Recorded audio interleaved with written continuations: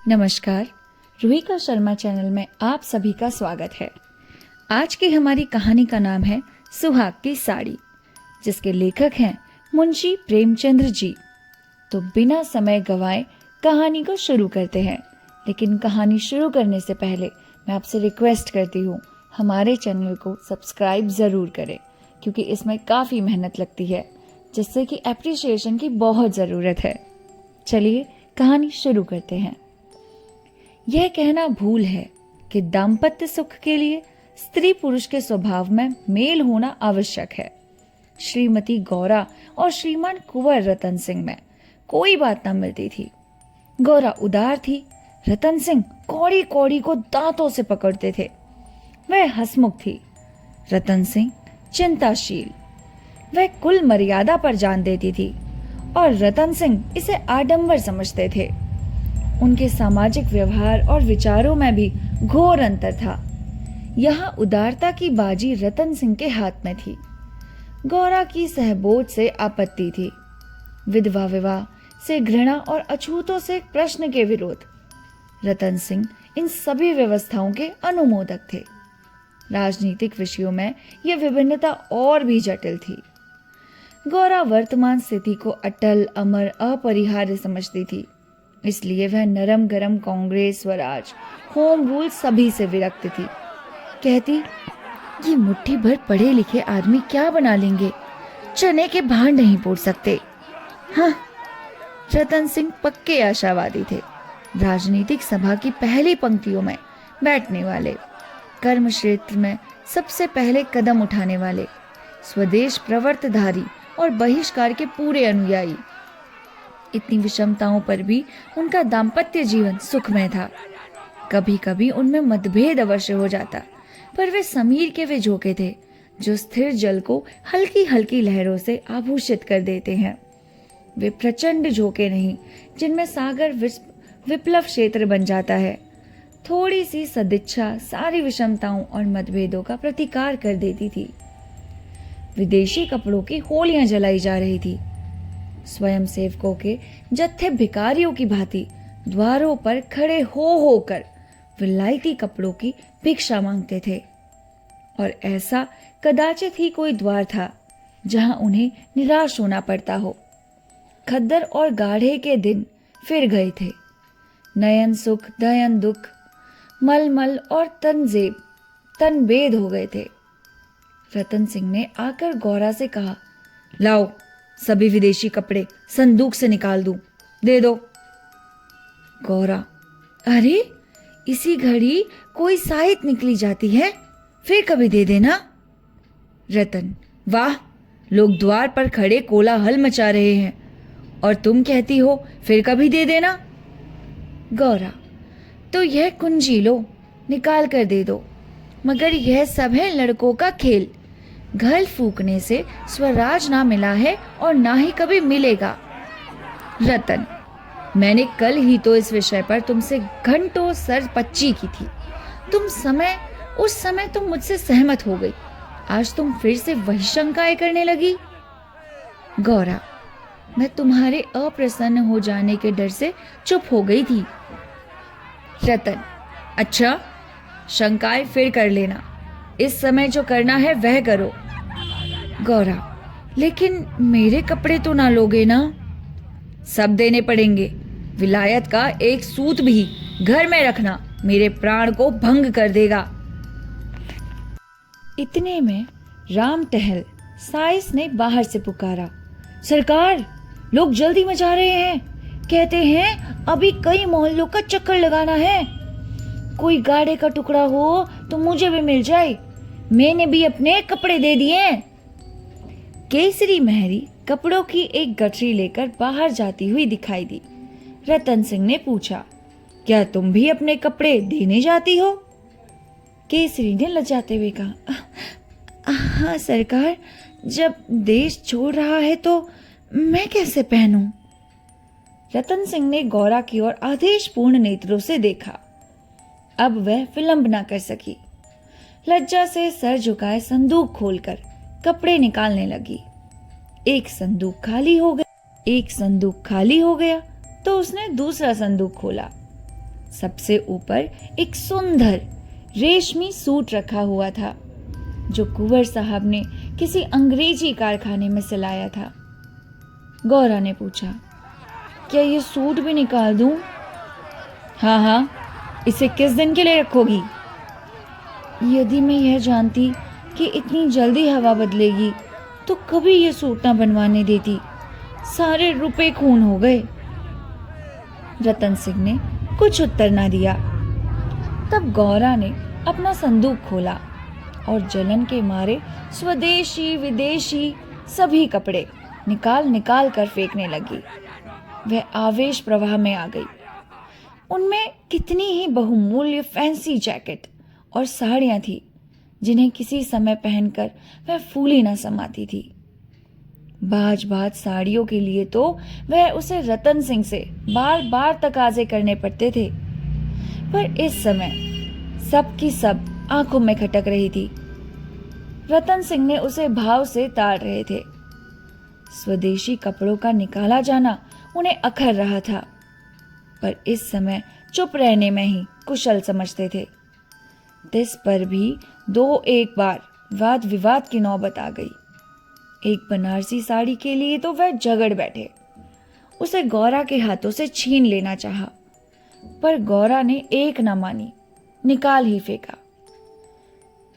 सहसा संदूक में से एक केसरिया रंग की तंजेब की साड़ी निकल आई, जिस पर पक्के आंचल और पल्ले लटके हुए थे। गौरा ने उसे जल्दी से लेकर अपनी गोद में छुपा लिया। रतन सिंह ने पूछा, कैसी साड़ी है?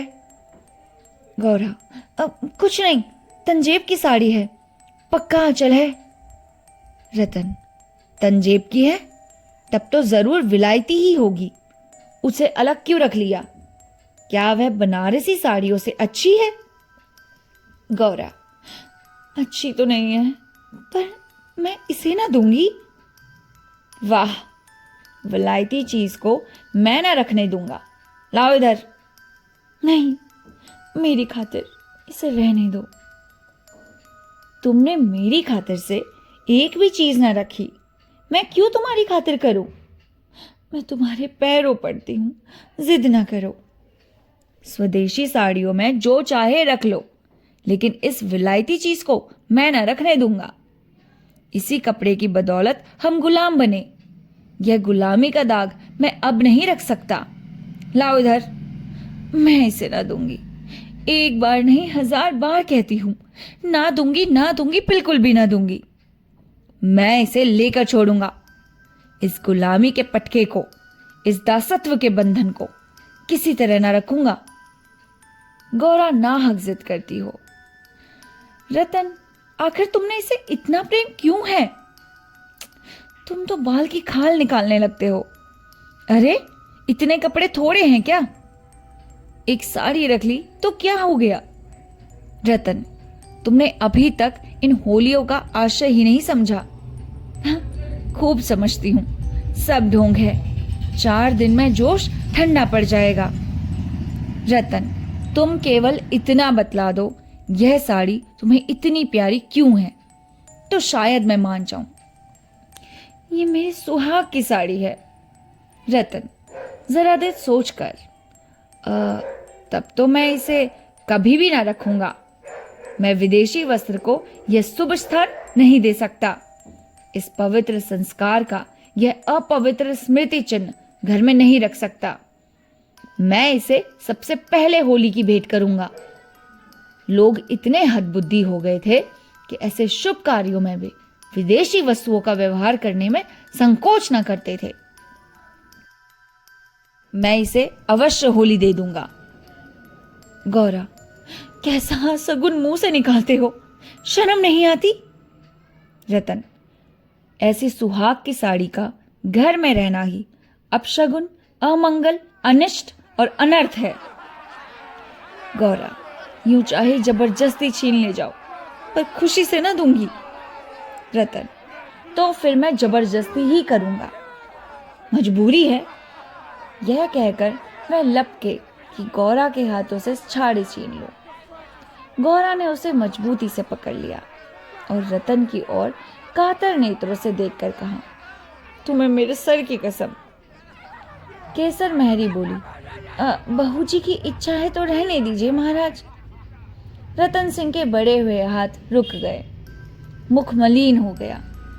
उदास होकर बोले, मुझे अपना व्रत तोड़ना पड़ेगा।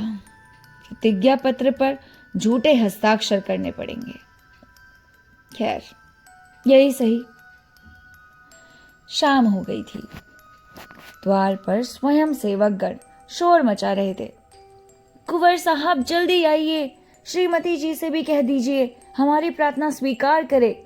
हम बहुत देर से यहाँ हैं, हमें देर हो रही है। उधर रतन सिंह असमंजस में पड़े हुए थे कि प्रतिज्ञा पत्र पर कैसे हस्ताक्षर करूं। विदेशी वस्त्र घर में रखकर स्वदेशी व्रत का पालन क्यों कर होगा। आगे कदम बढ़ा चुका हूं, पीछे नहीं हट सकता। लेकिन प्रतिज्ञा का अक्षर पालन करना अभिष्ट भी तो नहीं, केवल उसके आशय पर लक्ष्य रहना चाहिए। इस विचार से मुझे प्रतिज्ञा पत्र पर हस्ताक्षर करने का पूरा अधिकार है। त्रियां हट के सामने किसी की नहीं चलती। यूं चाहे तो एक ताने में काम निकाल सकता है, पर उसे बहुत दुख होगा। बड़ी भावुक है, उसके भावों का आदर करना ही पड़ेगा, और उसके भावों का आदर करना मेरा कर्तव्य भी है। गौरा चिंता में डूबी हुई है। सुहाग की साड़ी सुहाग का चिन्ह है, उसे आग। कितने अपशगुन की बात है। ये कभी कभी बालकों की भांति जिद करने लगते हैं, अपनी धुन में किसी की सुनते ही नहीं। बिगड़ते हैं तो मानो मुंह ही सीधा नहीं होता। लेकिन वे बेचारे भी तो अपने सिद्धांतों से मजबूर हैं। झूठ से उन्हें घृणा है। प्रतिज्ञा पत्र पर झूठी स्वीकृति लिखनी पड़ेगी। उनकी आत्मा को बड़ा दुख होगा। घोर धर्म संकट में पड़े होंगे। यह भी तो नहीं हो सकता कि सारे शहर में स्वदेशानुरागियों के सिरमौर बनकर उन पर प्रतिज्ञा पत्र पर हस्ताक्षर करने से आनाकानी करे। कहीं मुंह दिखाने को जगह ना रहेगी। लोग समझेंगे बना हुआ है। पर शगुन की चीज कैसे दे दूं? इतने में उसने राम टहल साइज को सर पर कपड़ों का गट्ठर लिए बाहर जाते देखा। केसर महरी भी एक गट्ठर सर पर रखे हुए थी। पीछे पीछे रतन सिंह हाथ में प्रतिज्ञा पत्र लिए जा रहे थे। उनके चेहरे पर ग्लानि की झलक थी, जैसे कोई सच्चा आदमी झूठी गवाही देने जा रहा हो। गौरा को देखकर उन्होंने आंखें फेर ली और चाहा कि उसकी निगाह बचाकर निकल जाऊं। गौरा को ऐसा जान पड़ा कि उनकी आंखें डबडबाई हुई है। वह राह रोक कर बोली, जरा सुनते तो जाओ। रतन, जाने दो, दिखना करो, लोग बाहर खड़े हैं। उन्होंने चाहा कि पत्र को छिपा लूं, पर गौरा ने उसके हाथ से छीन लिया और उसे गौर से पढ़ा और एक क्षण चिंता मग्न रहने के बाद बोली, मैं साड़ी भी लेते जाओ। रतन, रहने दो, अब तो मैंने झूठ लिख ही दिया। मैं क्या जानती थी कि तुम ऐसी कड़ी प्रतिज्ञा कर रहे हो। अरे, यह तो मैं पहले ही कह चुका था। मेरी भूल थी, क्षमा कर दो और इसे लेते जाओ। अब जब तुमने इसे देना अशकुन समझती हो तो रहने दो। तुम्हारी खातिर थोड़ा सा झूठ बोलने में मुझे कोई आपत्ति नहीं। नहीं, लेते जाओ। अमंगल के भय से तुम्हारी आत्मा का हनन नहीं करना चाहती। यह कहकर उसने अपने सुहाग की साड़ी उठाकर पति के हाथों में रख दी। रतन ने देखा, गौरा के चेहरे पर एक रंग आता है, एक रंग जाता है, जैसे कोई रोगी अंतरस्थ विषम वेदना को दबाने की चेष्टा कर रहा हो। उन्हें अपनी अहृदयता पर लज्जा आई। केवल अपने सिद्धांत की रक्षा के लिए, अपनी आत्मा के सम्मान के लिए मैं इस देवी के भावों का वध कर रहा हूं। यह तो अत्याचार है। साड़ी गौरा को देकर बोले, तुम इसे रख लो, मैं प्रतिज्ञा पत्र को फाड़े डालता हूं। एकटक होकर ताक रही थी। चिंताग्रस्त प्राणियों का एकमात्र यही अवलंब है। सहसा रतन सिंह ने आकर कहा, चलो आज तुम्हें स्वदेशी बाजार की सैर करवा लाएं। यह मेरा ही प्रस्ताव था, पर 5 दिन यहां आए हो गए, उधर जाने का अवकाश ही ना मिला। गौरा, मेरा तो जाने को ही जी नहीं चाहता। यहीं बैठकर कुछ बातें करते हैं। अरे नहीं, चलो देखा हमें, 1 घंटे में लौट आवेंगे। अंत में गौरा राजी हो गई। इधर महीनों से बाहर ना निकली थी। आज उसे चारों तरफ एक विचित्र शोभा दिखाई दी। बाजार कभी इतनी रौनक पर न था। वह स्वदेशी बाजार में पहुंची तो जुलाहों और कोरियों को अपनी अपनी दुकानें सजाए बैठे देखा। सहसा एक वृद्ध कोरी ने आकर रतन सिंह को सलाम किया। रतन सिंह चौंक कर बोले, राम टहल, तुम अब कहाँ हो? राम टहल का चेहरा श्री संपन्न था। उसके अंग अंग से आत्मसम्मान की आभा झलक रही थी। आंखों में गौरव ज्योति थी। रतन सिंह को कभी अनुमान न हुआ कि अस्तबल साफ करने वाला बुढ़ा राम टहल इतना सौम्य, इतना भद्र पुरुष है। वह बोला, सरकार, अब तो अपना कारोबार करता हूं। जब से आपकी गुलामी छोड़ी तब से अपने काम में लग गया। आप लोगों की निगाह हम गरीबों पर हो गई, हमारा भी गुजर हो रहा है। नहीं तो आप जानते ही हैं कि किस हालत में पड़ा हुआ था। जात का कोरी हूं, पर पापी पेट के लिए चमार बन गया था। रतन, तो भाई अब मुंह मीठा कराओ। यह बाजार लगाने की मेरी ही सलाह थी, बिक्री तो अच्छी होगी ही। राम टहल, हाँ सरकार, आजकल खूब बिक्री हो रही है। माल हाथों हाथ उड़ जाता है। यहाँ बैठते हुए 1 महीना हो गया, पर आपकी कृपा से लोगों के 4 पैसे बेथे बेबाक हो गए।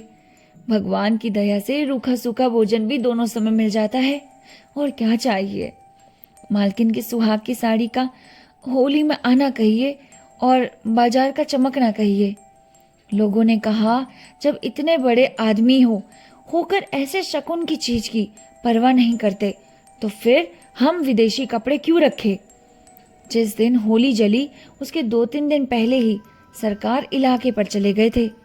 उसके पहले भी सरकार कई दिनों तक घर से बहुत कम निकलते थे। मैं तो यही कहूँगा, यह सारी माया सुहाग की साड़ी की है। इतने में एक अधेड़ स्त्री गौरा के सामने आकर बोली, बहू जी, मुझे भूल तो नहीं गई। गौरा ने सर उठाया तो सामने केसर खड़ी थी। वह सुंदर साड़ी पहने हुए, हाथ पांव में मामूली गहने भी थे। चेहरा खिला हुआ था। स्वाधीन जीवन का गौरव एक एक भाव से प्रस्फुटित हो रहा था। गौरा ने कहा, इतनी जल्दी भूल जाऊंगी? अब कहाँ हो? हमें लौटने भी ना दिया, बीच में ही उड़ भागी। केसर, क्या करूं सरकार, अपना काम चलते देखकर सब्र ना हो सका। जब तक रोजगार न चलता था तब तक लाचारी थी। पेट के लिए सेवा टहल करम कुरम, अरे क्या क्या न करना पड़ा। आप सब लोगों की दया से हमारे भी दिन लौटे हैं। अब दूसरा काम नहीं किया जाता। अगर बाजार का यही रंग रहा तो अपनी कमाई खाए न चुकेगी। यह सब आपकी साड़ी की महिमा है। उसकी बदौलत हम गरीबों के कितने ही घर बस गए। 1 महीना पहले इन दुकान वालों में से किसी को रोटियों का ठिकाना ना था। कोई साहसी करता, कोई साई करता, कोई तासे बचाता। यहाँ तक कि कई आदमी मेहतर का काम करते थे, कितने ही भीख मांगते थे। अब सब अपने धंधे में लग गए हैं। सच पूछो तो तुम्हारी सुहाग की साड़ी ने हमें सुहागन बना दिया। नहीं तो हम सुहागन होते हुए भी विधवाएं थी। सच कहती हूँ, सैकड़ों जवानों ने नित्य यही दुआ निकलती है कि आपका सुहाग अमर हो, जिसने हमारी डांट जात को सुहाग दान दिया। रतन सिंह एक दुकान पर बैठकर कुछ कपड़े देखने लगे। गौरा का भावुक हृदय आनंद से पुलकित हो उठा था। उसकी सारी अमंगल कल्पनाएं स्वप्न पथ विच्छेदित हो रही थी। आंखें सजल हो गई थी और सुहाग की देवी अश्रु संचित नेत्रों के सामने खड़ी आंचल फैलाकर उसे आशीर्वाद दे रही थी। उसने रतन सिंह को भक्तिपूर्ण आंखों से देखकर कहा, मेरे लिए भी एक साड़ी ले लो। जब गौरा यहां से चली तो सड़क की बिजलियां जल चुकी थी। सड़कों पर खूब प्रकाश था। उसका हृदय भी आनंद के प्रकाश में जगमगा रहा था। रतन सिंह ने पूछा, सीधे घर चलूं? गौरा, नहीं, छावनी की तरफ होते चलो। रतन, बाजार खूब सजा हुआ था। गौरा, यह जमीन लेकर एक स्थायी बाजार बनवा दो, स्वदेशी कपड़ों की दुकान हो और किसी से किराया ना लिया जाए। रतन, अरे बहुत खर्च पड़ेगा। गौरा, मकान बेच दो, रुपए ही रुपए हो जाएंगे। रतन, और रहे कहाँ? पेड़ तले? नहीं, गांव वाले मकान में। सोचूंगा। गौरा, जरा देर में इलाके भर में खूब कपास की खेती कराओ। जो कपास बोए उसकी बेगार माफ कर दो।